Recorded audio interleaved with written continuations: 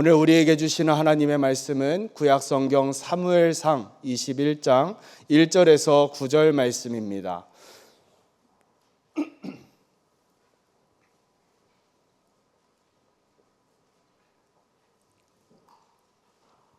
사무엘상 21장 1절에서 9절 말씀 우리 한 절씩 교독하도록 하겠습니다. 다윗이 노베 가서 제사장 아히멜렉에게 이르니 아히멜렉이 떨며 다윗을 영접하여 그에게 이르되 어찌하여 네가 홀로 있고 함께하는 자가 아무도 없느냐 하니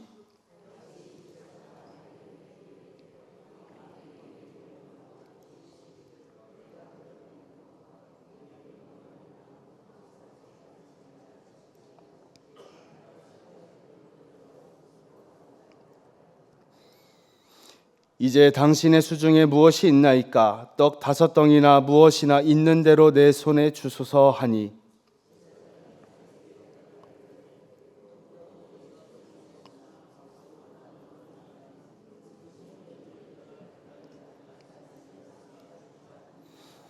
다윗이 제사장에게 대답하여 이르되 우리가 참으로 3일 동안이나 여자를 가까이 하지 아니하였나이다. 내가 떠난 길이 보통 여행이라도 소년들의 그릇이 성결하겠거든 하물며 오늘 그들의 그릇이 성결하지 아니하겠나이까 하매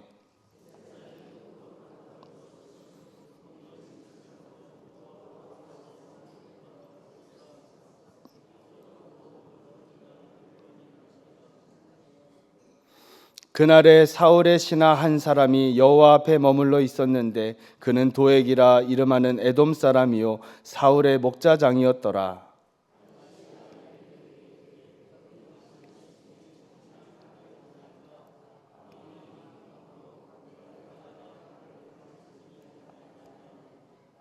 함께 읽습니다.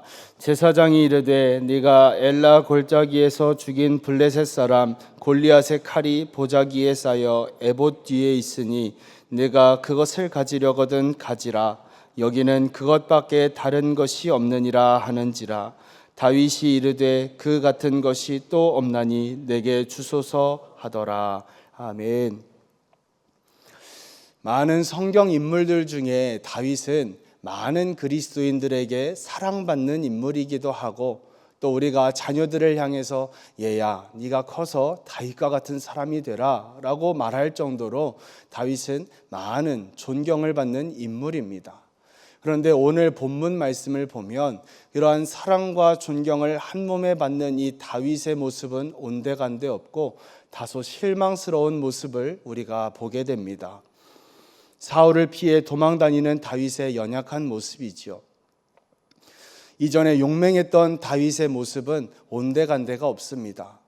제사장 앞에서 거짓말을 하고 또 진설병, 율법으로는 일반 사람들이 먹을 수 없는 진설병을 먹기도 하고 여러 가지 연약한 모습들을 우리에게 보여주고 있습니다. 그러나 하나님께서는 이러한 다윗의 연약함을 긍휼히 여기시고 하나님께서 예비하신 은혜로 다윗에게 채워주셔서 앞으로 이 13년간 이 도망자 인생을 살아가게 되는데 그 도망자 신세를 살아가는 동안 오직 하나님만 의지하도록 그 증거를 나타내 주셨습니다. 우리도 살면서 우리가 두려운 일을 만나게 되면 그래서 한없이 연약해지고 한없이 우리가 두려움에 사로잡히게 되면 나도 모르게 의도하지 않았던 그런 실수를 하게 되고 오늘 다윗처럼 거짓말을 하기도 하고 또 다른 그런 모습들이 우리에게서 나올 때가 있습니다. 그러나 오늘 본문 말씀을 통해서 우리의 두려움을 꾸짖지 않으시고 우리의 연약함을 긍휼히 여겨주시고 오히려 우리의 약점을 덮어주시며 새로운 은혜로 회복시켜 주시는 그 하나님의 은혜를 우리가 맛보아 알게 되시기를 주의 이름으로 축원드립니다. 오늘 본문 1절에 보니까 다윗이 이제 사울 왕이 20장에서 보면 자신을 죽이기로 작정했다라는 것을 분명하게 알게 됩니다. 그래서 그때부터 본격적으로 도피 인생을 떠나게 되는데 여기저기 다 헤매고 다니다가 노베에 있는 이 아히멜렉이라고 하는 제사장의 집으로 가게 됩니다. 이전에 이미 사무엘상 19장에 보면 다윗이 사울 왕을 피해서 이 라마라고 하는 땅에 가서 사무엘 선지자를 만난 적이 있습니다. 그래서 사무엘과 함께 나요시라는 땅에 거하면서 이제 안전하게 지낼 수가 있었는데, 이 라마라고 하는 땅은 이 선지자들의 성읍이라는 별명을 가지고 있었습니다. 근데 오늘 이 다윗이 도망간 놉 땅도 이 별명이 있었는데, 그 별명이 뭐냐면 제사장의 성읍이었습니다. 그러니까 다윗이 고난을 당하고 어떤 의미로 광야길이 지금 펼쳐져 있습니다. 이 다윗이 사울 왕으로부터 도망하는 인생이 시작되자마자 가장 먼저 떠올린 곳이 어디였냐면 하나님의 성소였다라는 거예요. 제사장이 머무는 집, 하나님의 임재가 거하는 곳, 그 거룩한 성소를 다윗이 떠올리고 찾아갔다라고 말할 수가 있습니다. 이 아히멜렉은 갑자기 자신을 찾아온 다윗을 보면서 떨었다라고 했습니다. 근데 그게 좀 이해가 되는 게, 다윗을 보면 용맹스럽고 이스라엘의 군대 대장이지 않습니까? 근데 지금 자신 앞에 서 있는 다윗을 보니까 머리카락이 다 헝클어져 있고, 며칠 동안 잠은 자기는 했는지 눈이 퀭하게 다크서클이 턱까지 내려와 있고, 며칠 동안 제대로 먹을 것도 먹지 못해서 피골이 상접한 몰골로 지금 자신 앞에 서 있는 겁니다. 게다가 이스라엘의 군대 대장이고, 이스라엘 전역에서는 이런 유행가가 흘러나오지 않았습니까? 사울은 천천히요, 다윗은 만만히로다. 이런 노래를 하면서 다윗을 다 그렇게 좋아하고 어떤 의미로 칭찬하고 찬양하는 노래가 다 울려 퍼졌는데, 그 노래의 주인공인 다윗이 지금 말도 안 되는 행색을 하고 자신의 눈앞에 서 있으니 당황할 만도 하죠. 그리고 혹시나 왕의 어떤 어명을 가지고 온 것은 아닌지 또 두려운 마음도 섞여 있었을 것이라 생각이 됩니다. 그래서 이 아히멜렉 제사장이 다윗에게 묻습니다. 어찌하여 네가 홀로 있고 함께하는 자가 아무도 없느냐? 함께하는 자가 없는 게 이상하죠. 다윗이 혼자 다닐 사람은 아니니까 그렇습니다. 다윗이 대답하기를, 이제 사울 왕이 나를 보내서 왔다. 그리고 나는 지금 사울 왕이 나에게 개인적으로 명령한 비밀 임무를 수행하고 있는 중이다. 누구에게도 이 일에 대해서는 말하지 말라고 하셨다.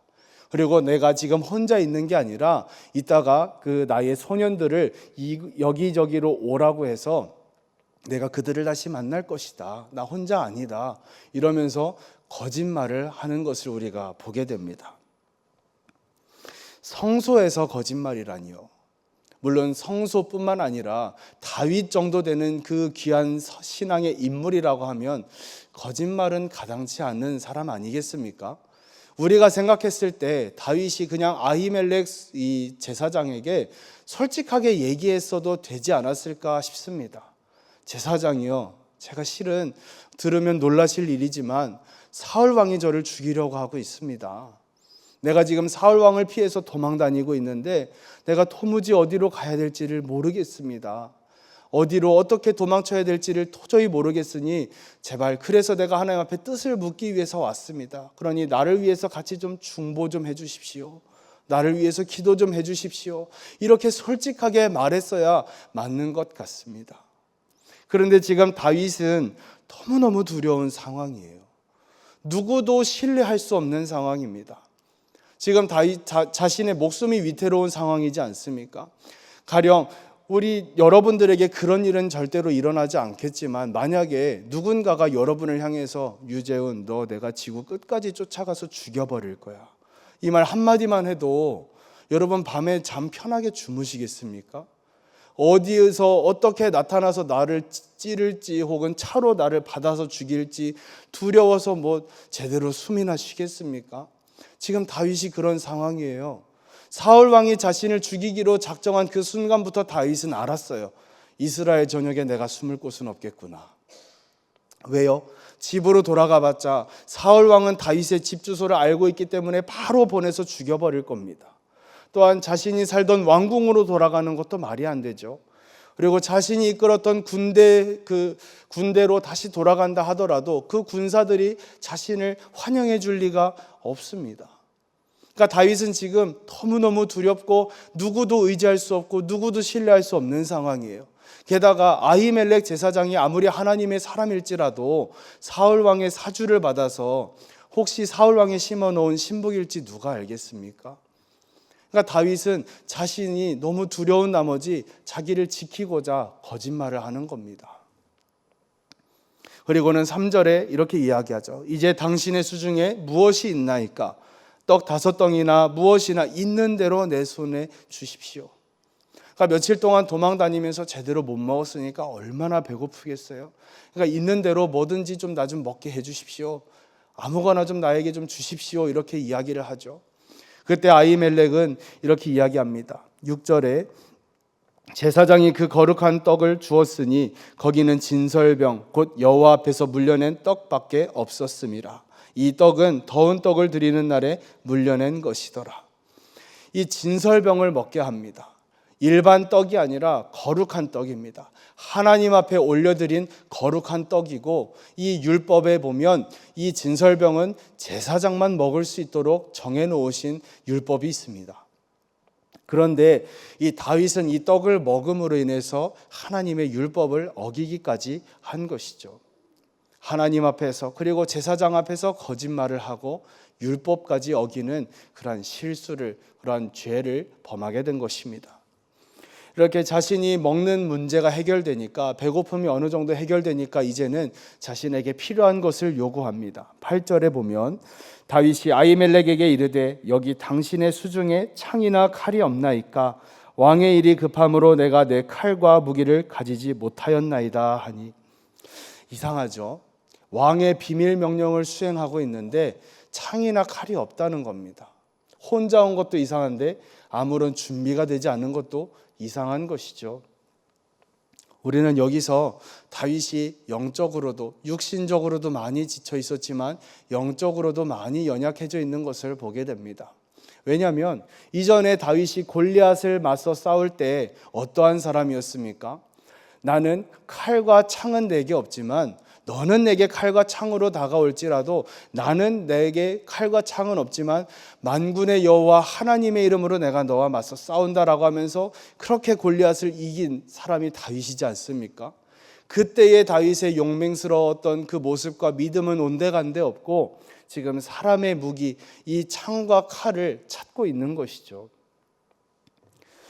9절을 보겠습니다. 제사장이 이르되 네가 엘라 골짜기에서 죽인 블레셋 사람 골리앗의 칼이 보자기에 쌓여 에봇 뒤에 있으니 네가 그것을 가지려거든 가지라.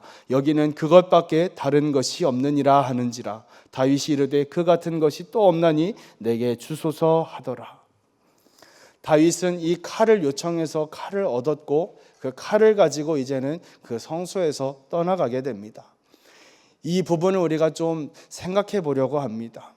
다윗이 이 어려움을 당했을 때, 고난길이 펼쳐졌을 때 제일 먼저 하나님을 기억하고 성소로 찾아온 것은 참 잘한 일이지만 어떤 의미로 그가 성소에 온 목적은 자신의 배고픔을 채우기 위해서 그리고 자신의 필요를 얻기 위해서 찾아온 것이라고 우리가 말할 수 있습니다.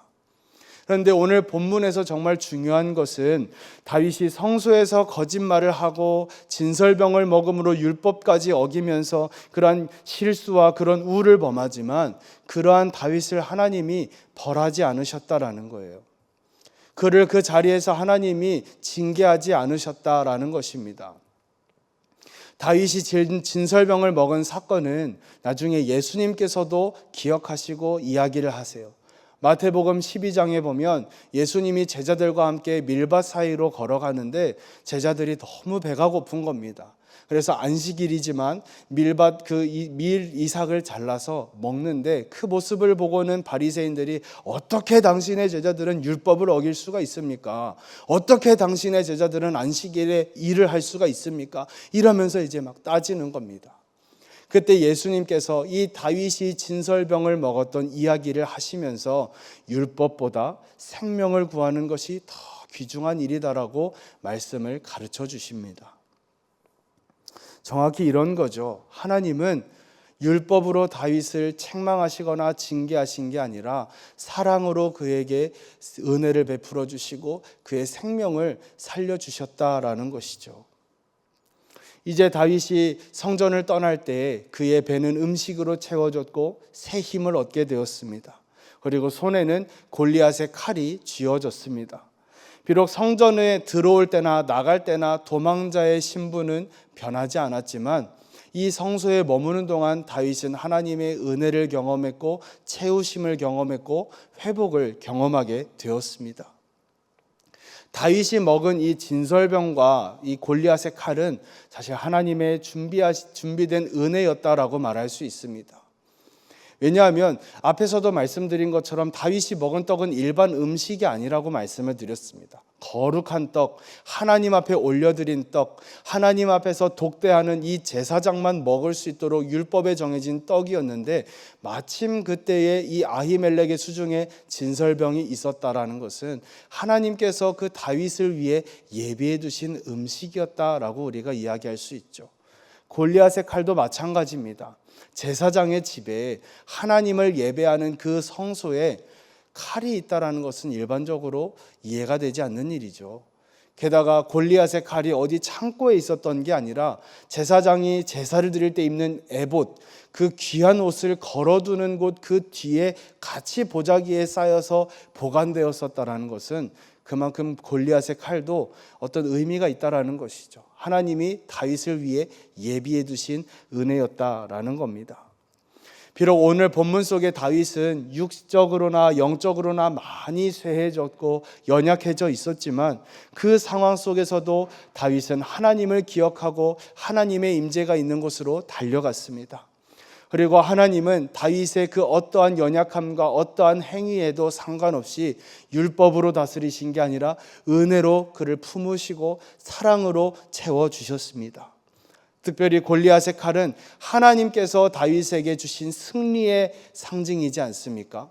골리앗과 싸울 때 내가 너와 함께한다, 내가 너에게 승리를 주겠다라고 이 상징적으로 주신 이 무기이지 않습니까?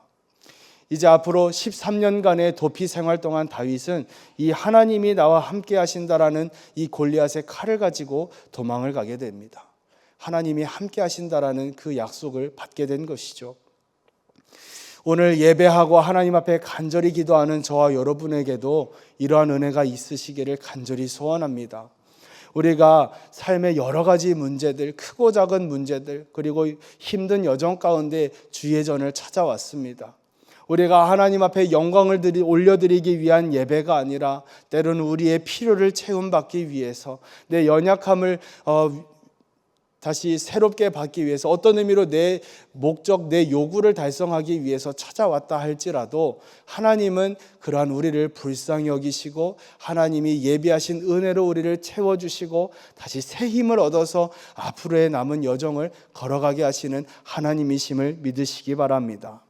말씀을 정리하겠습니다. 여러분, 다윗이 잘못해서 도망치기 시작한 거 아닙니다.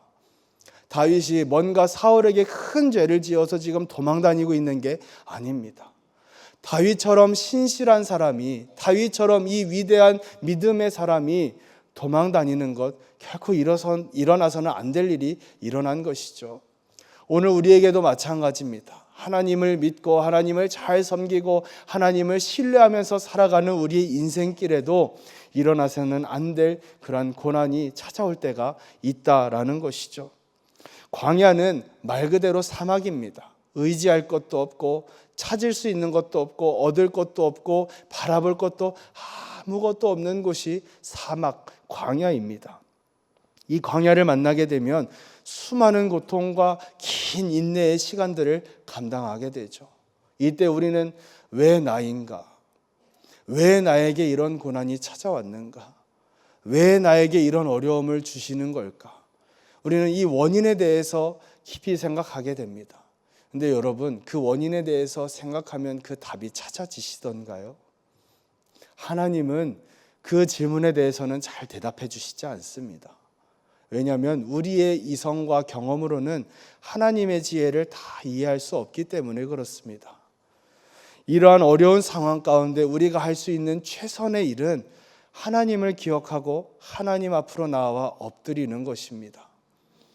이러한 고통과 어려움 가운데 두려움에 사로잡힐 때 우리도 얼마든지 다윗과 같이 연약한 모습을 드러낼 수 있고 실수할 수도 있고 거짓말할 수도 있고 그보다 더한 것도 할 수 있습니다. 다윗이 잘했다는 것은 아닙니다.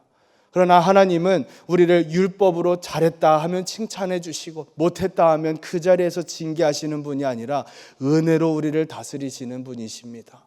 은혜로 우리의 연약함을 덮어주시고 은혜로 우리의 부족함을 채워주시는 분이 우리가 믿는 하나님 아버지이신 줄 믿으시기 바랍니다. 다윗처럼 있는 모습 그대로 연약한 모습이고 부족한 모습일지라도 그 모습 그대로 하나님 앞에 나아가면 하나님은 우리에게 가장 좋은 것으로 예비해 주신 그 하나님의 놀라운 은혜로 우리에게 채워주실 줄로 믿습니다. 이와 같은 믿음으로 주님의 긍휼하심을 받고 때를 따라 돕는 은혜를 구하기 위해서 담대히 주의 보좌 앞으로 나아가시는 저와 여러분들 다 되시기를 주의 이름으로 축원드립니다. 우리 시간 함께 기도하실 때 하나님 우리의 연약함을 감당하시고 우리의 죄악을 덮어주시는 하나님을 찬양합니다. 여호와께 피하는 자는 복이 있도다라는 말씀을 기억하게 하여 주시고 우리가 잘 될 때나 광야와 같은 고난을 당할 때나 언제나 변함없이 하나님께로 피하는 자들 다 되어지게 하여 주시옵소서. 우리에게 주신 사명의 길 끝까지 승리할 수 있도록 붙들어 주시고 동행하여 주시옵소서라고 주여 한번 부르시고 함께 기도합니다.